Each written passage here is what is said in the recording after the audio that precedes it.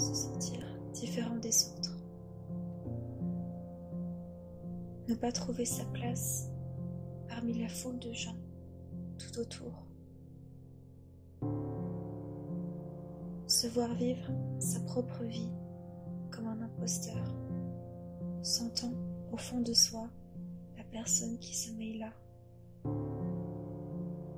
Cet enfant intérieur, mais ne pas pouvoir l'exprimer par toutes les peurs, toutes les pensées, tous les schémas mentaux destructeurs qui l'entourent.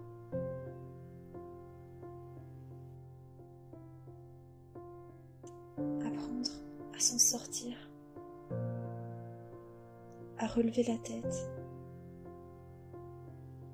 à aller de l'avant, à se sortir de soi, ou plutôt à se sortir des pensées auxquelles on s'est identifié avec le temps. Accepter de se détacher de celle-ci, apprendre à s'aimer, apprendre à se connaître,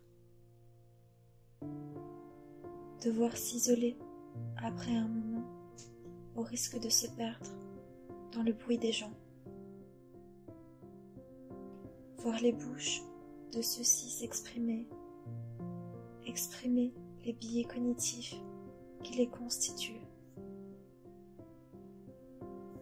voir leur amertume et leur frustration derrière les mots qu'ils utilisent, derrière l'apparence qu'ils essayent tant bien que mal de faire tenir debout.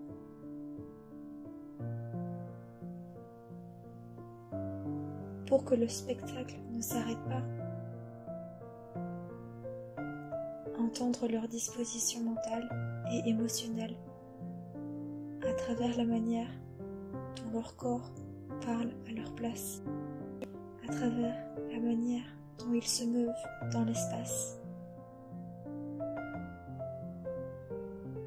Leur posture, leurs gestes, leur intonation de voix, leurs regards, leurs énergies.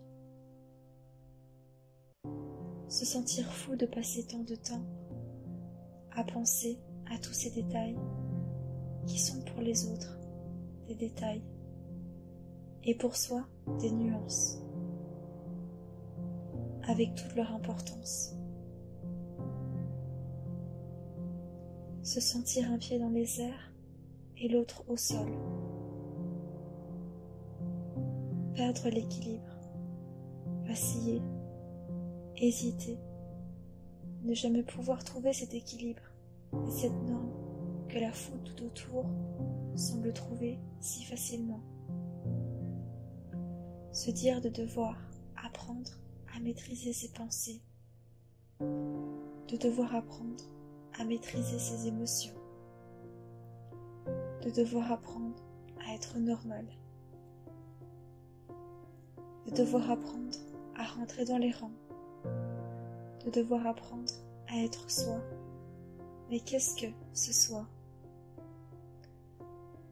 Ne pas pouvoir se connecter à ses émotions parce que la partie rationnelle de soi comprend la position des autres, pourquoi ils blessent sans le vouloir.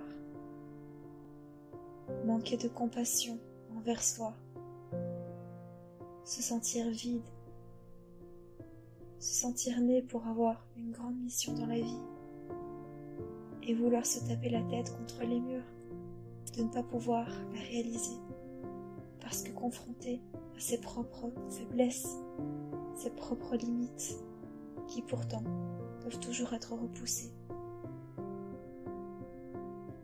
Être confronté à la lucidité de voir tout ce que l'on n'est pas. Vouloir vivre plusieurs vies en une seule vie. Avoir le sentiment de ne pas avancer. Avoir le sentiment d'être pris au piège.